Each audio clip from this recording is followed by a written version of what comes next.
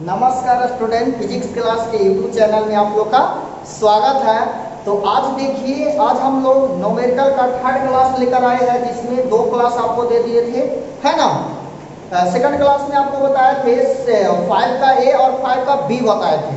देखिए बच्चे, NCERT fully NCERT book का न्यूमेरिकल का सॉल्यूशन करा रहे हैं। तो कहिएगा किस चैप्टर का? तो बच्चे हम आपको बताया गया था उस अगले क्लास में भी, जो चैप्टर आपको विद्युत धारा जो समाप्त हुआ है उस चैप्टर का फुली एनसीईआरटी बुक का न्यूमेरिकल का सॉल्यूशन करा रहे हैं, राइट। तो बच्चे देखिए यहाँ पे, और उस चैप्टर में जो पढ़ा है तो उसकी पूरी डिटेल से थ्योरी बता दी, उसमें कोई बच्चे किसी भी स्टूडेंट का कोई प्रॉब्लम नहीं हुआ होगा। तो देखिए यहाँ पर ही आपको देखिए लिटरेचर पूरी अच्छा से समझिए इसको बच्चे। क्या है कि कमरे के ताप 27 डिग्री, ध्यान देना, कमरा का जो ताप उसका टेम्परेचर कितना है 27 डिग्री सेल्सियस पर किसी तापन अवयव का प्रतिरोध हम लोग का कितना दिया हुआ है बच्चे?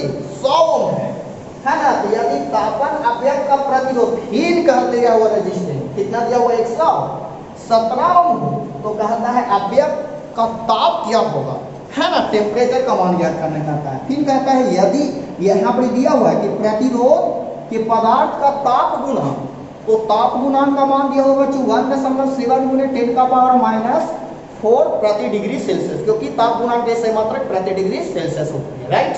बताया गया है 11th क्लास में आप लोग का।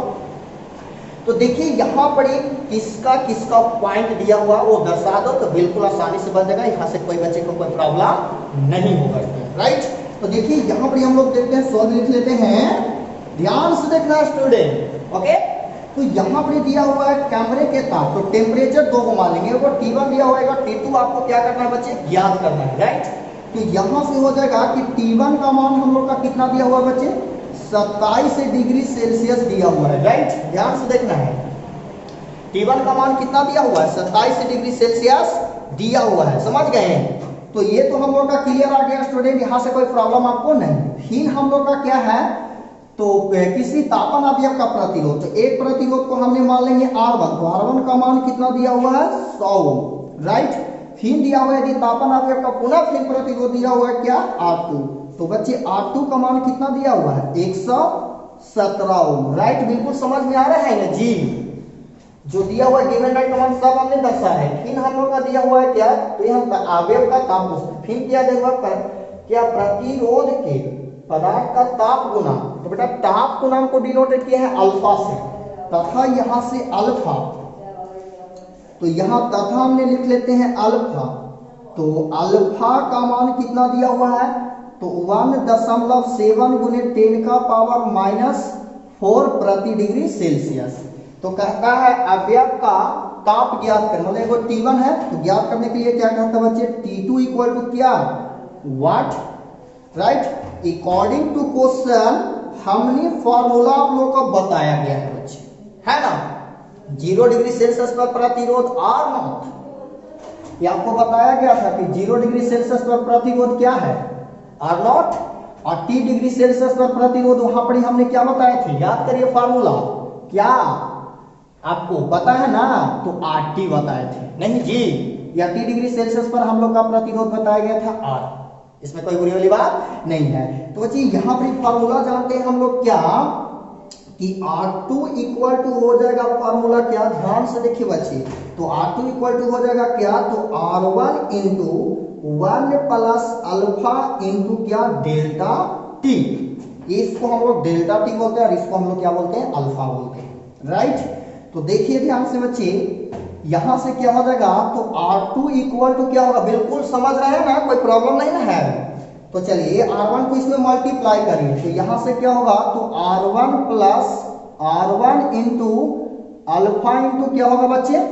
तो अल्फा इंटू हो जाएगा डेल्टा T। अब यहां से R1 को इस ओर लाइए, तो यहां से क्या हो जाएगा? तो R1 into alpha into delta T equal to क्या होगा? तो R2 माइनस क्या हो जाएगा बच्चे? R1, right. बिल्कुल समझ रहे हैं। तो यहां से निकाल लीजिए डेल्टा T। क्यों निकालेंगे? क्योंकि ये दोनों का तो मान दिया हुआ R1 और अल्फा का, तो इसलिए यहां से क्या होगा बच्चे? तो डेल्टा T इक्वल टू हो जाएगा क्या? तो R2 माइनस क्या हो जाएगा? R1, और बटा क्या हो जाएगा? R1 इंटू क्या हो जाएगा? Alpha, right. आप देखिए यहाँ पर कि R2 का मान 117 दिया हुआ है, बिल्कुल समझ में आ रहा है। और R1 का मान बच्चे दिया हुआ है क्या 100, अल्फा का मान 1.7, सबका वैल्यू पुट कर लेंगे। तो यहां से होगा डेल्टा टी इक्वल टू हो जाएगा क्या, तो R2 का मान हम लोग का 117 माइनस R1 का मान हम लोग का क्या 100 और अपॉन R1 का मान हम लोग का 100 और गुने अल्फा का मान कितना है बच्चे, तो अल्फा का मान हम लोग का दिया हुआ है 1.7 गुने 10 का पावर माइनस 4। तो चलिए घटा लीजिए इसको।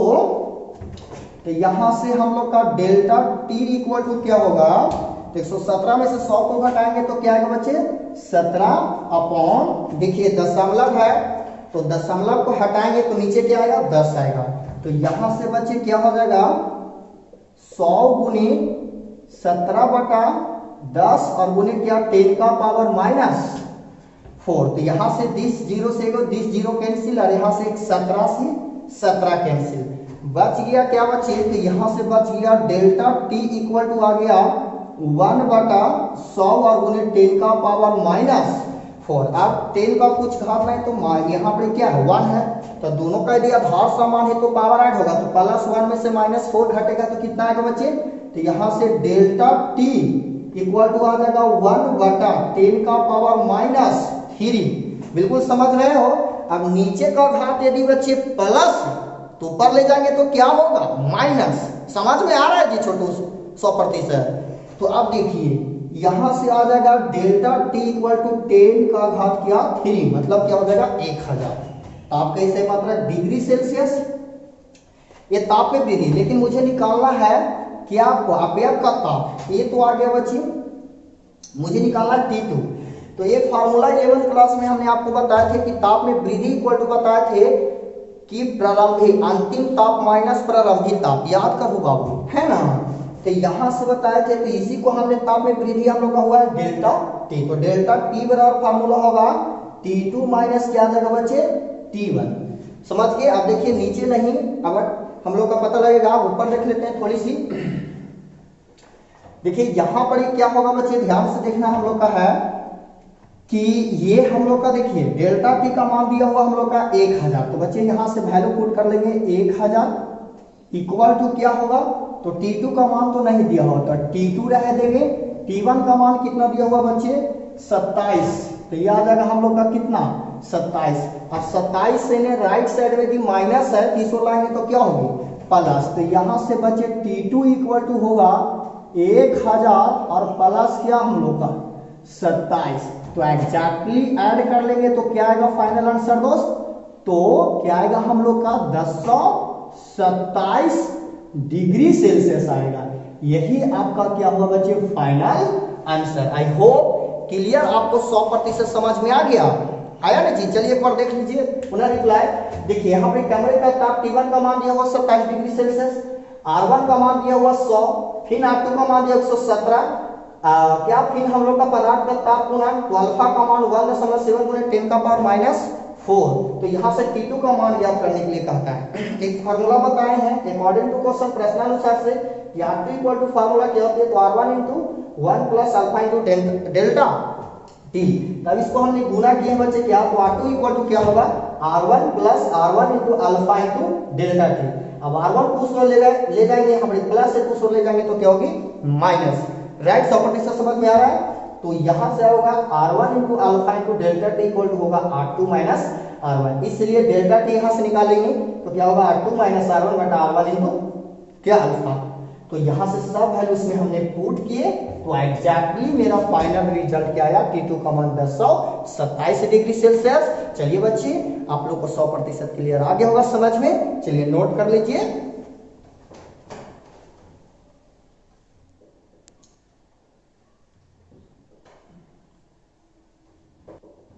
चलिए अब हमने आपको होमवर्क देते हैं बच्चे, बनाओगे ना जी आप लोग होमवर्क, ठीक है। यदि आप बना लीजिएगा तो मेरा कमेंट में आंसर जरूर दीजिएगा, देरी मत करना स्टूडेंट, ठीक है। आप लोग मेहनत करिए, हम मेहनत करें तो आप लोग भी मेहनत करिए, और आंसर आप कमेंट में दीजिएगा, जरूर आंसर दीजिएगा, देरी मत करिएगा, ठीक है। तो देखिए बच्चे यहाँ पर सिर्फ अंक को हम बताते हैं, बनाने का काम तेरा है। तो देखिए अब यहाँ कमरे के ताप हमने 27 डिग्री सेल्सियस का क्वेश्चन में, तो अब यहाँ पर हमने क्या कर देते हैं 30 डिग्री सेल्सियस ले लेते हैं। आपके लिए होमवर्क है दोस्त, 30 डिग्री सेल्सियस पर किसी तापन अवयव का प्रतिरोध अपनी 100, तो अवरी में हमने इसका रेजिस्टेंस क्या कर लेते हैं 110 ओम ले लेते हैं, राइट। और फिर क्या है, यदि तापन अवयव का प्रतिरोध यहाँ पर 117 की जगह हमने क्या ले लेते हैं बच्चे 100 हमने क्या ले लेते हैं, ध्यान से देखना 100 हमने क्या ले लेते हैं, यहां पर ही हमने ले लेते हैं 100, यहां पर हम लोग लिया जाता है 100 हमने 20 ले लेते हैं, राइट। 120 ओम हो, 120 ओम हो तो फिर कहता है अवयव का ताप क्या है, यदि ताप प्रतिरोध के पदार्थ का ताप गुना, यदि प्रतिरोध के ताप का आपका गुणांक क्या है, तो यहाँ पर गुणांक हमने क्या कर 1.8 गुने 10 का पावर -4 प्रति डिग्री सेल्सियस है। चलिए नोट कर लीजिए इसको स्टूडेंट। चलिए स्टूडेंट, अब हमने एनसीईआरटी का नेक्स्ट क्वेश्चन लेकर आए हैं बच्चों, क्या है 7वां नंबर है। 6वां नंबर तो वहां पर 100% क्लियर हो गया बच्चे। अब हम लोग लेकर आए हैं आपको 7वां क्वेश्चन एनसीईआरटी बुक का, ठीक है। तो क्वेश्चन को समझिए, लिटरेचर को यहाँ पे ध्यान देना है। 15 मीटर लंबे एवं 6 गुने 10 का पावर -7 मीटर स्क्वायर अनुप्रस्थ काट वाले तार से, ध्यान देना अनुप्रस्थ काट वाले तार से, अनुप्रस्थ काट मतलब समझना वो क्षेत्रफल उसका है ना,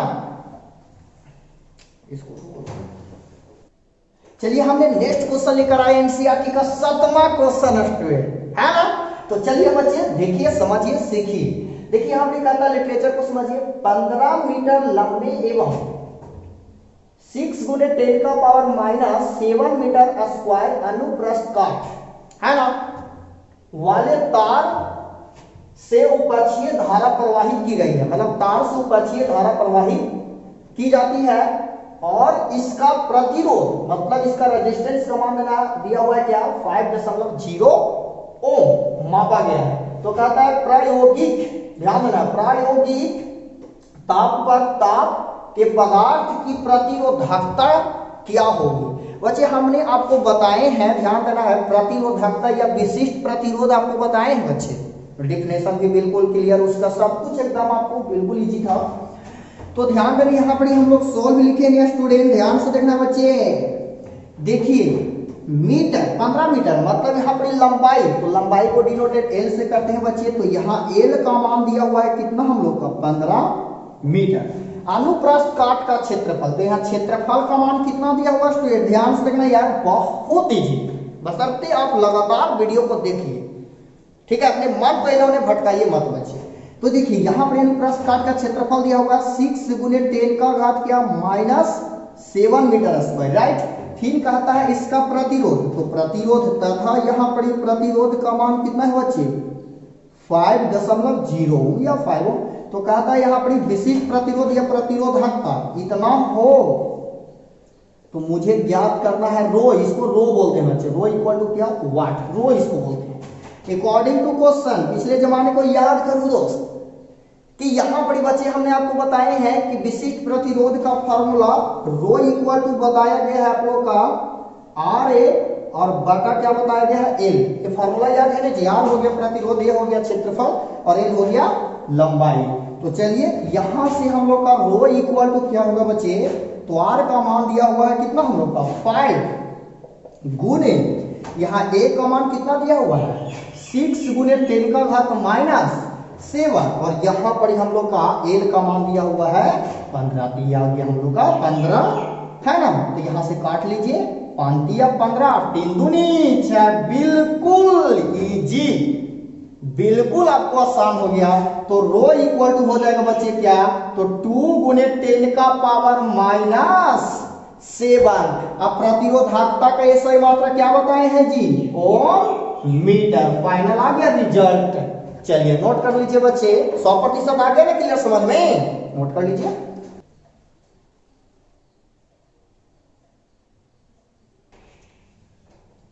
चलिए अब इसी पर आप बच्चे हमने होमवर्क देते हैं, ध्यान देना है स्टूडेंट, ओके।